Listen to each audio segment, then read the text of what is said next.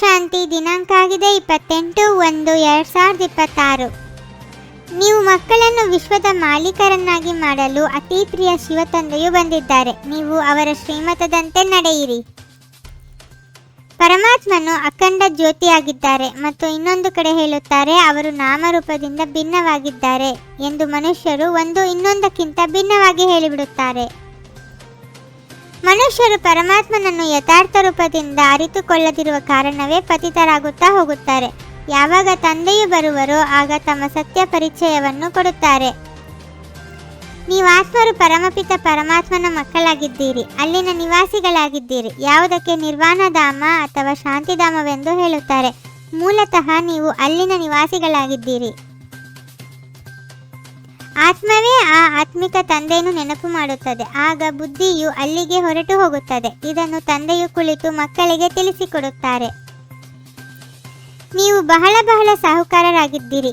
ನಂತರ ಡ್ರಾಮಾನುಸಾರ 84 ಜನ್ಮಗಳನ್ನು ತೆಗೆದುಕೊಂಡು ನೀವೀಗ ದುಃಖಿಯಾಗಿದ್ದೀರಿ.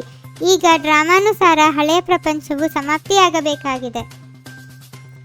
ಶಿವತಂದೆಯು ಹೇಗೆ ಬಂದರು ಎಂಬುದು ಯಾರಿಗೂ ತಿಳಿದಿಲ್ಲ. ಚಿತ್ರಗಳಲ್ಲಿಯೂ ಸ್ಪಷ್ಟವಾಗಿ ತೋರಿಸಲಾಗಿದೆ.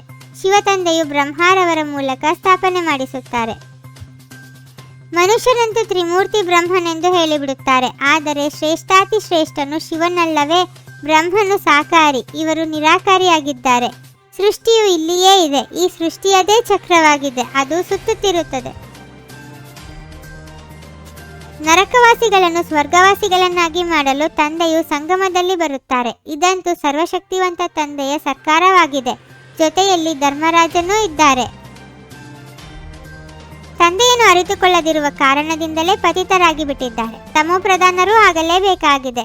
ಮತ್ತೆ ಯಾವಾಗ ತಂದೆಯು ಬರುತ್ತಾರೆಯೋ ಆಗ ಎಲ್ಲರನ್ನೂ ಸತೋಪ್ರಧಾನರನ್ನಾಗಿ ಮಾಡುತ್ತಾರೆ. ಆತ್ಮವು ರಥವಿಲ್ಲದೆ ಇರುವುದಿಲ್ಲ. ಈಗ ನೀವು ಮಕ್ಕಳಿಗೆ ತಿಳಿಸಲಾಗಿದೆ. ಇದು ಜ್ಞಾನದ ಮಳೆಯಾಗಿದೆ, ತಿಳುವಳಿಕೆಯಾಗಿದೆ. ಇದರಿಂದೇನು ಆಗುತ್ತದೆ? ಪತಿತ ಪ್ರಪಂಚದಿಂದ ಪಾವನ ಪ್ರಪಂಚವಾಗುತ್ತದೆ. ಇದು ಮುಳ್ಳುಗಳ ಪ್ರಪಂಚವಾಗಿದೆ. ಮುಳ್ಳಿನ ಕಾಡನ್ನು ತಂದೆಯು ಬಂದು ಹೂದೋಟವನ್ನಾಗಿ ಮಾಡುತ್ತಾರೆ. ಆದ್ದರಿಂದ ಅವರಿಗೆ ಬಬುಲ್ನಾಥರೆಂದು ಹೆಸರಿಟ್ಟಿದ್ದಾರೆ.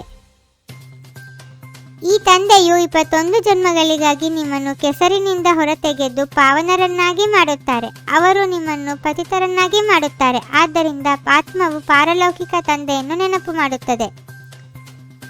ಎಲ್ಲರಿಗಿಂತ ಮೊದಲು ನೀವೇ ಭಕ್ತಿ ಮಾಡುತ್ತೀರಿ. ಅಂದ ಮೇಲೆ ನಿಮಗೆ ಮೊಟ್ಟ ಮೊದಲು ಭಗವಂತನ ಮೂಲಕ ಜ್ಞಾನ ಸಿಗಬೇಕು. ಇದರಿಂದ ನೀವೇ ಹೊಸ ಪ್ರಪಂಚದಲ್ಲಿ ರಾಜ್ಯ ಮಾಡುವಿರಿ. ಇದು ರುದ್ರಜ್ಞಾನ ಯಜ್ಞವಾಗಿದೆ. ಶಿವನಿಗೆ ರುದ್ರನೆಂದು ಹೇಳುತ್ತಾರೆ. ಯಾವಾಗ ಭಕ್ತಿ ಪೂರ್ಣವಾಗುವುದೋ ಆ ನಂತರ ಭಗವಂತನು ರುದ್ರಯಜ್ಞವನ್ನು ರಚಿಸುತ್ತಾರೆ. ಭಕ್ತಿಯು ರಾತ್ರಿ, ಜ್ಞಾನವು ದಿನವಾಗಿದೆ. ತಂದೆಯು ಬಂದು ದಿನವನ್ನಾಗಿ ಮಾಡುತ್ತಾರೆ. ಅಂದ ಮೇಲೆ ತಂದೆಯ ಜೊತೆ ಮಕ್ಕಳಿಗೆ ಎಷ್ಟೊಂದು ಪ್ರೀತಿ ಇರಬೇಕು. ಹೂದೋಟದಲ್ಲಿ ಹೋಗಬೇಕಾಗಿದೆ. ಆದ್ದರಿಂದ ಸುಗಂಧಭರಿತ ಹೂಗಳಾಗಬೇಕಾಗಿದೆ. ಯಾರಿಗೂ ದುಃಖವನ್ನು ಕೊಡಬಾರದು. ಒಬ್ಬ ಪಾರಲೌಕಿಕ ತಂದೆಯೊಂದಿಗೆ ಸರ್ವ ಸಂಬಂಧಗಳನ್ನು ಜೋಡಿಸಬೇಕಾಗಿದೆ. ಶಿವ ತಂದೆಯು ಪ್ರಿಯಾತಿ ಪ್ರಿಯನಾಗಿದ್ದಾರೆ. ಅವರೊಬ್ಬರನ್ನೇ ಪ್ರೀತಿ ಮಾಡಬೇಕಾಗಿದೆ. ಸುಖದಾತ ತಂದೆಯನ್ನು ನೆನಪು ಮಾಡಬೇಕಾಗಿದೆ. ಯಾರಲ್ಲಿಯೂ ಕೊರತೆ, ಬಲಹೀನತೆಗಳನ್ನು ನೋಡದೆಯೇ ತಮ್ಮ ಗುಣ ಅಥವಾ ಶಕ್ತಿಗಳ ಸಹಯೋಗವನ್ನು ಕೊಡುವಂತಹ ಮಾಸ್ಟರ್ ದಾತಾಭವ. ಸರ್ವ ಆತ್ಮರು ನಮ್ಮ ಸಮಾನ ಆಸ್ತಿ ಅಧಿಕಾರಿಯಾಗಿ ಬಿಡಲಿ. ಹೀಗೆ ಯಾರು ಸದಾ ಇದೇ ಆತ್ಮಿಕ ಭಾವನೆಯಲ್ಲಿರುತ್ತಾರೆಯೋ ಅವರೇ ಮಾಸ್ಟರ್ ದಾತ ಆಗಿದ್ದಾರೆ.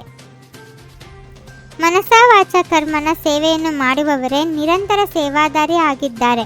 ಅವರ ಪ್ರತಿ ಶ್ವಾಸದಲ್ಲಿ ಸೇವೆಯು ಸಮಾವೇಶವಾಗಿರುತ್ತದೆ.